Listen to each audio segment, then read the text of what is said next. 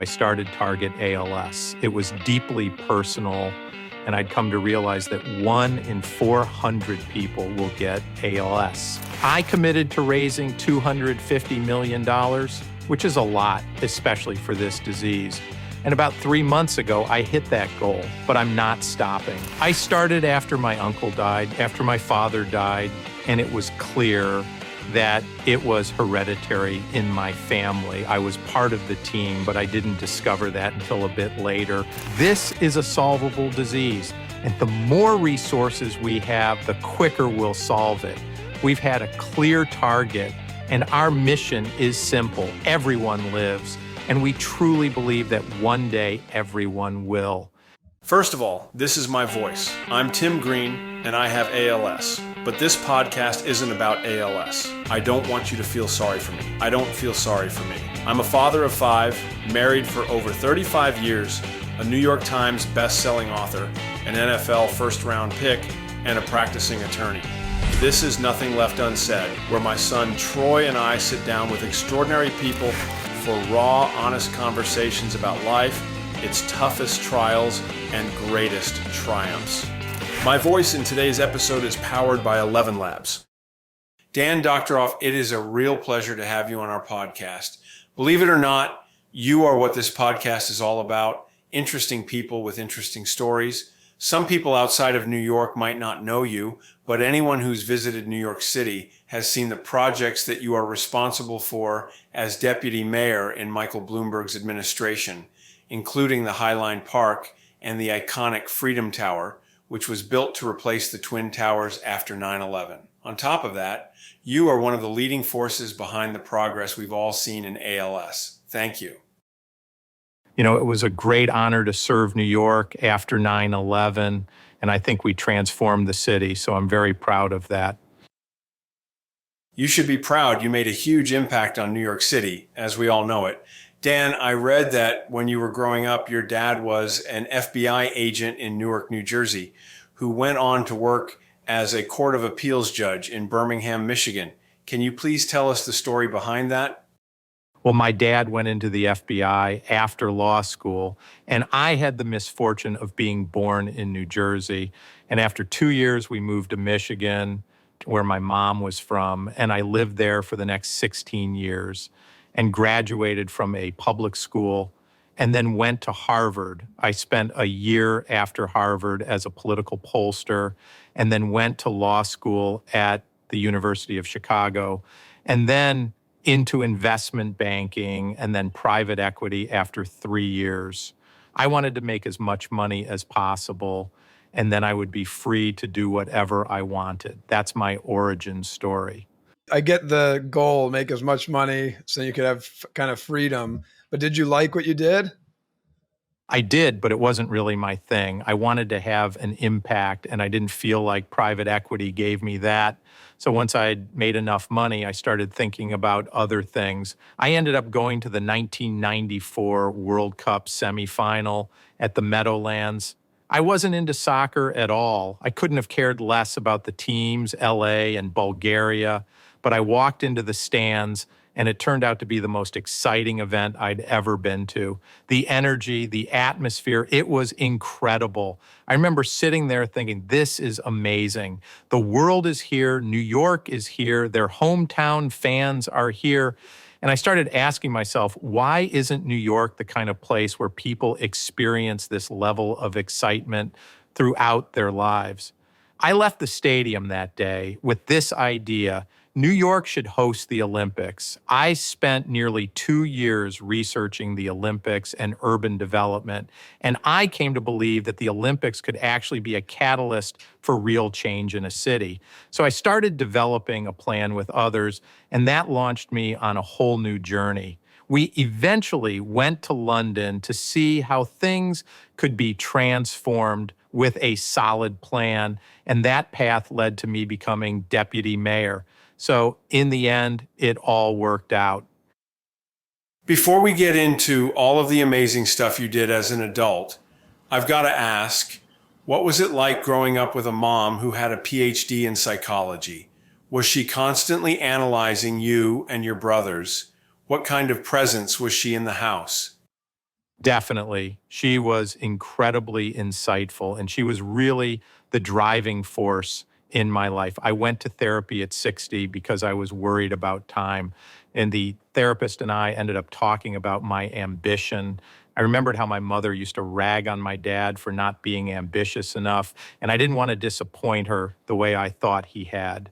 Now, my dad ended up becoming the chief judge of the Michigan Court of Appeals, so he was no slouch, but still, I didn't want to let my mom down. And the truth is, I was never really aware of what had been driving me all those years. I didn't figure that out until my early 60s. She sounds like an amazing woman. So, you were the oldest of four brothers. You obviously were a brilliant student. You ended up going to Harvard. Did your brothers toe the line, or were they resentful because you set the bar so high? Two of my brothers went to Harvard and one went to Northwestern. And I kind of set the bar high. One brother ran HR at J. Walter Thompson, and the other was a partner at the most successful law firm in Detroit. Then went on to build the Gordie Howe Bridge for the governors of Michigan. The brother in the middle never really found himself, but he bakes bread and sells it at the farmer's market, and he's happy doing that. We're all pretty close, and, that's about it. You met your future wife, Elisa, at Harvard in your first year. Were you in a class together, or how did you meet? We met after an economics final. I actually conspired with her friend to meet her, and then I asked her out about 6 weeks later. We've been together ever since, 47 years. We got married when we were 23, and 6 years later, we started having kids. We have 3 kids. They're all married and 3 grandchildren. They all live in Brooklyn, so we see them all the time. I've been really lucky throughout my life when it comes to the home front. I normally ask this at the end, but it's such a perfect segue. Let's talk about your magnum opus, your 3 kids. Tell us about them and feel free to brag. I'm so proud of them. 2 work at tech companies and product roles, and 1 is a screenwriter. I love all their spouses. My daughter Shanna's husband is about to open a restaurant in Brooklyn in Prospect. It's called Dilly Dally, and I'm convinced it's going to be a big success. So yeah, like you said, I'm lucky. And when I was diagnosed in October of 2021, I said to my kids, I want 5 grandchildren in 5 years. They dismissed me, but they're on track. It's been 2 years and 10 months, and we have 3 amazing granddaughters. I'm hoping we'll have more in the next 2 years and 2 months. I think I'm going to hit my goal. That's great. We have right now we have 9 grandkids, and my wife is due in 3 weeks. We'll hit double digits. My dad will hit double digits, and Dan, we all live 4 out of the 5 kids. There's 5. My dad has 5 kids. 4 out of the 5 live on basically the same street. And so Where? in upstate New York, like in the Finger Lakes area. That is such a beautiful area. Yeah. I remember going there as a kid, and I remember Rick Russo had a house there. It's beautiful. What town do you live in? Yeah, it's called Skinny Atlas. It's right on one of the Finger Lakes. Yeah, and so we just unload all of our grandkids, run over to, they call them, my mom Gigi, Grandma Green, and then my dad they call Pop. And if you go down there at any given time, unless it's nap time or bedtime, if you're there in the morning or in the afternoon after nap time before bedtime, it looks like a zoo. There's just kids everywhere. And my dad says yes to everything. So they all watch movies and eat ice pops pretty much the whole day. That's great. Where does your other sibling live? My younger sister she lives in Greenwich, Connecticut. So they were in the city. Her husband now, my brother-in-law, plays for the Rangers, so they live down by you. Oh, what's his name? Adam Fox. Oh, I know that name. Yeah. Yeah, they went to college together at Harvard, at your alma mater, and then they got married. So great. Yeah. I had roommates at Harvard who played Major League Baseball for the Expos, Twins, and Red Sox.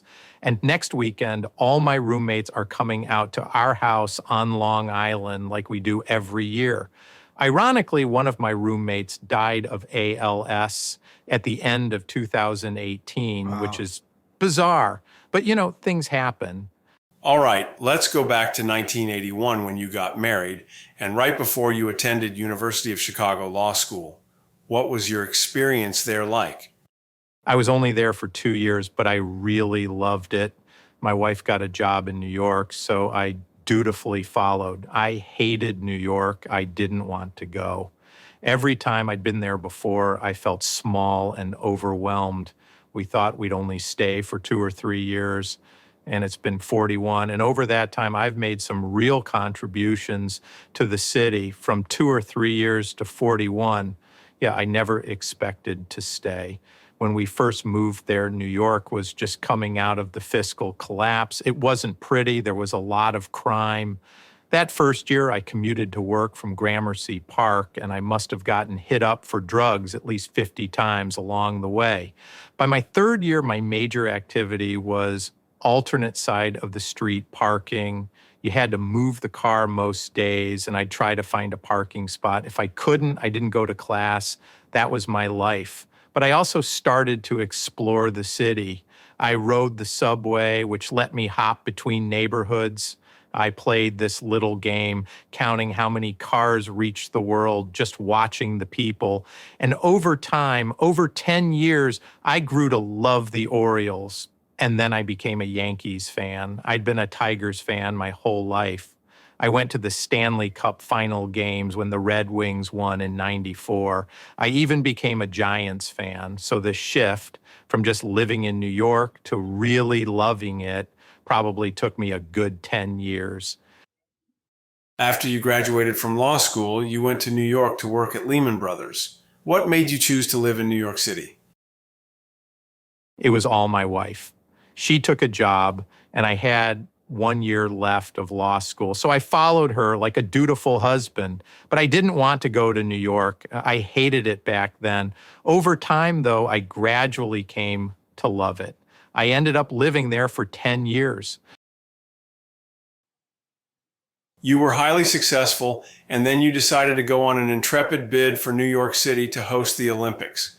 You did this for the 2004 and the 2008 Summer Games. Although you weren't successful, it ultimately led to the part of your life that changed the face of New York for the foreseeable future. How did you first meet Michael Bloomberg? So I had a plan for the rejuvenation of New York. I took it to Michael Bloomberg, and he gave me funding and joined the board of what was called NYC 2012. That was back when he was still contemplating a run for mayor. When he did decide to run, he adopted a lot of the ideas we had developed. And after he won in 2001, just 2 months after 9/11, he asked me to become deputy mayor for economic development and rebuilding. I turned him down twice. Then we met, and he convinced me to do it in 5 minutes. He can be very persuasive. For 6 years, we executed the plan I developed and expanded it. Over those 6 years, we initiated 289 projects, and we completed 280 of them. The biggest disappointment was not winning the Olympics. The stadium was kind of our centerpiece, but still 280 out of 289 projects, that's a pretty good track record. We had a wonderful team. Many of them have gone on to lead amazing efforts in New York and beyond. I couldn't have done it without the team I recruited, and I drove them pretty hard. Of the projects that you worked on, did you have one that stood out as your favorite, and which one was the biggest challenge? I'd say Hudson Yards was the biggest project. We also had an affordable housing plan where we created or preserved around 65,000 units. And maybe the biggest success was Play NYC, which became a world-leading sustainability plan. It had 127 initiatives. We completed 125 of them. It covered land use, housing, energy, water quality, brownfields, and climate change. In the first 8 years, we reduced carbon emissions by 20%. We also set ambitious goals like making sure everyone lived within 10 minutes of a park. And today, 99% of New York City residents do. I mean, shut the door because I like parks. I was reading that one of your most recent ventures was a partnership with Alphabet, the holding company for Google, called Sidewalk Labs. Will you please describe the project and its challenges? Sidewalk Labs had two parts. One was to build the most innovative district in the world. We tried to do that in Toronto, but they were pretty resistant. The second part was to create companies that would improve urban life. And we did. We created a healthcare company, a data company, an infrastructure company, a planning company, a company that helped lower emissions in buildings, and so on. Now we come to the place where, unfortunately, our lives intersect. You were diagnosed with ALS in 2021, but yours is a genetic form of the disease. I know your father and uncle died of ALS. Did you worry about it at all? Did you have any sense of foreboding? Yeah, so my uncle died, my father died, and then a first cousin died of FTD.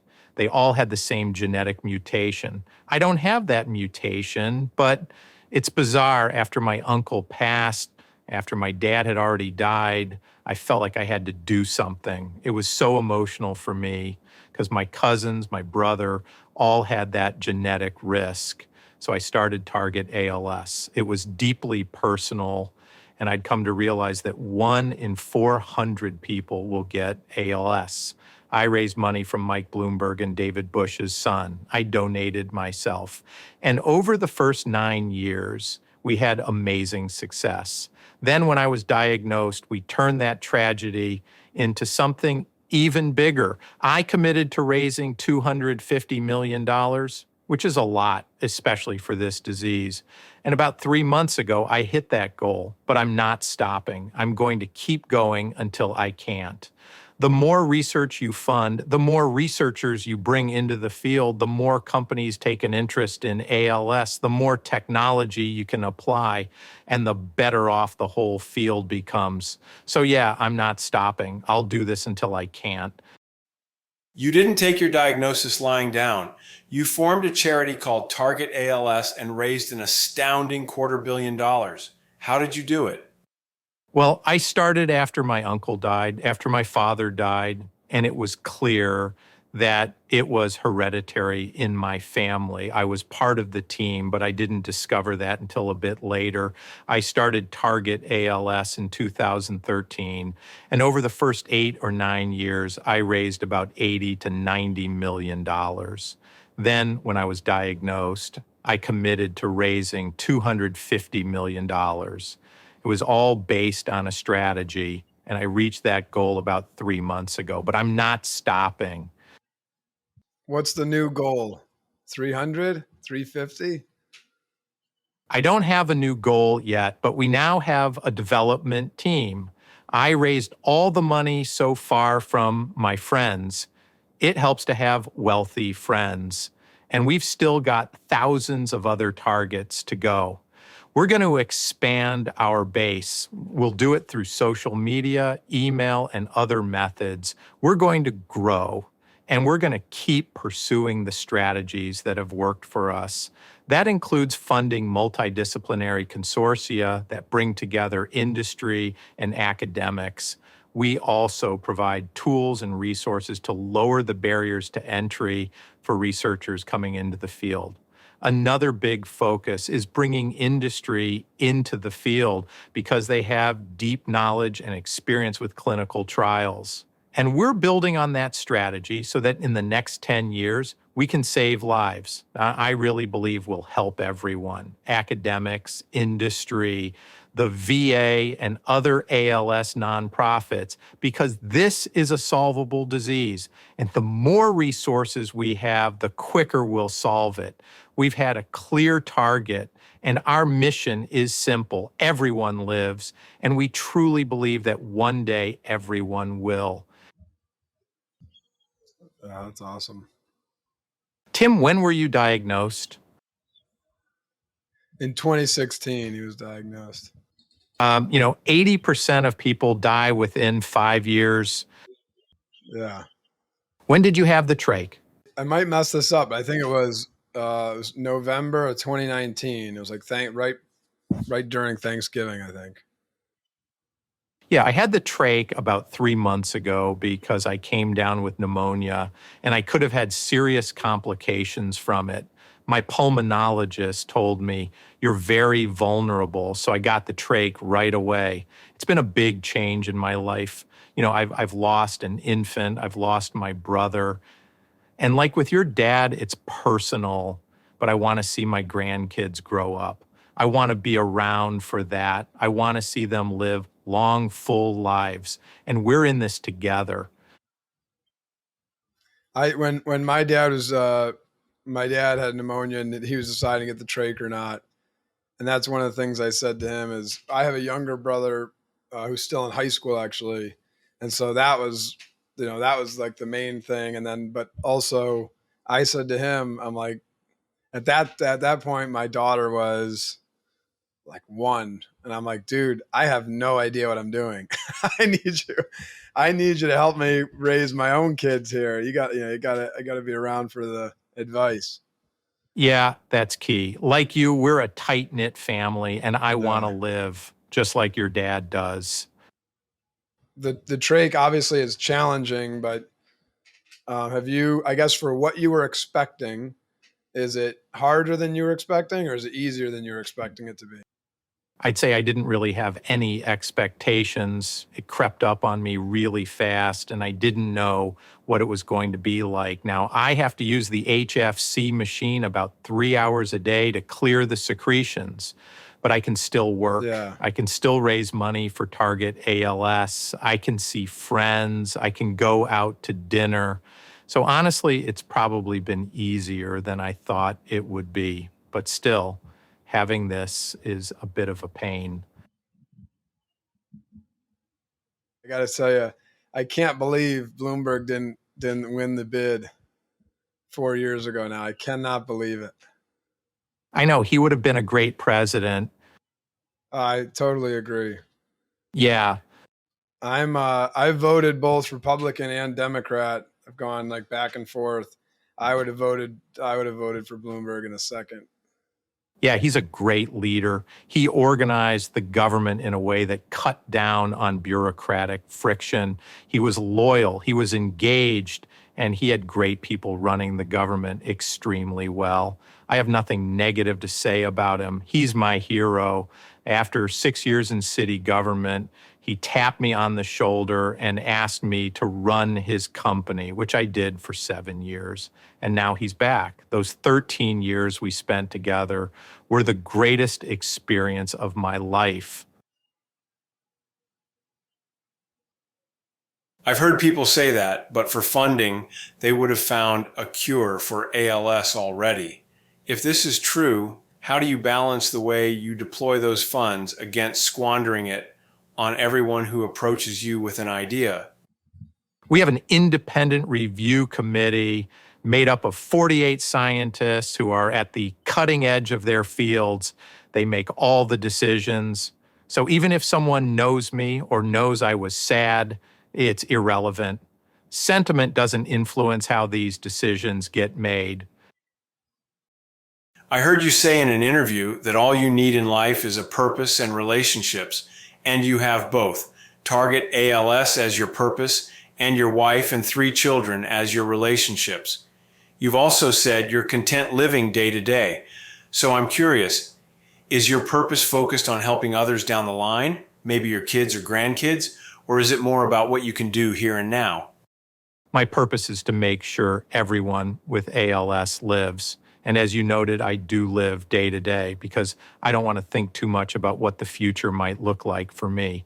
But the one thing I do think about is the future for everyone else living with ALS. I do whatever I can to build up Target ALS and to collaborate with scientists, other ALS organizations, and the National Institutes of Health.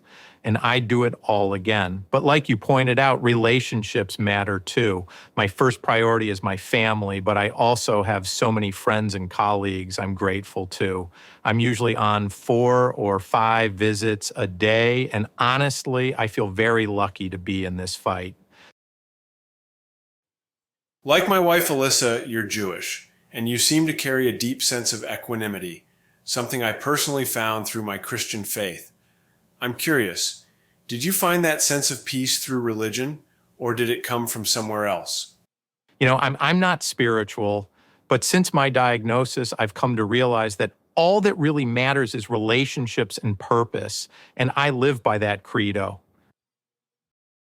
Daniel L. Doctoroff, it has been a pleasure to talk with you today. Thank you for your insights and your candor about ALS. May God bless you and your family. Tim, you're an inspiration to me, and I'll do anything I can to help you. So let's stay in touch. We're in this together. Now on to our final word segment, where we ask our guests a few rapid-fire questions. What was the happiest moment in your life? When I got married and when I had my kids. What is the biggest adversity you've faced? The Olympic loss. What are you most excited about? A survivor's life with ALS. The name of our podcast is Nothing Left Unsaid. Do you have anything you want to say? I want to live as long as I can. I want to see my kids and grandchildren grow up, and I want to make sure I contribute to helping everyone living with ALS. That includes people with rare genetic mutations, and hopefully we'll get there. Awesome. And then this is the real last thing is my, one of the things that was important, like with the podcast is, as you know, like with ALS, we didn't want it to be just an ALS podcast. We didn't want it to be just a football podcast because my dad's background, or just an author's podcast or anything like that. So at the end of every episode, we ask the guest, who are a couple of people that you know personally that you think we should have come on the podcast? There are certain people at Target ALS who really stand out. The CEO of Target ALS is an amazing guy. He's been leading the organization since the beginning. And yeah, my hero is Mike Bloomberg. He's been one of our greatest supporters, and honestly, he'd make a great president. He's an extraordinary person. Awesome. Those are 2 great ones. Thanks so much for your time today. We really do appreciate it. Yeah, like I said, Tim and I are in this together, and if there's anything I can do, just let me know. Today's episode is brought to you by the ALS Investment Fund, a specialized biotech venture capital investment firm focused on neurodegenerative diseases, particularly ALS. They manage a large and diversified worldwide portfolio of ALS-related companies, collaborating with a global network of scientists, clinicians, foundations, and patient advocates to accelerate therapeutic development, investing for a world without ALS. Discover more about their mission and impact at alsinvestmentfund.com. If you enjoyed today's episode, consider supporting the podcast for free by subscribing on your favorite podcast platform, leaving a review, and sharing it with your friends. Your support means the world to us. This episode of Nothing Left Unsaid is brought to you by 11 Labs. Their groundbreaking technology makes a huge difference, and we're grateful for their support. To learn more, visit 11labs.io. A substantial portion of our sponsorship proceeds go to tackleals.com, funding cutting-edge ALS research. If you'd like to join the fight and contribute, visit tackleals.com. Thank you for listening, and we'll see you next time on Nothing Left Unsaid.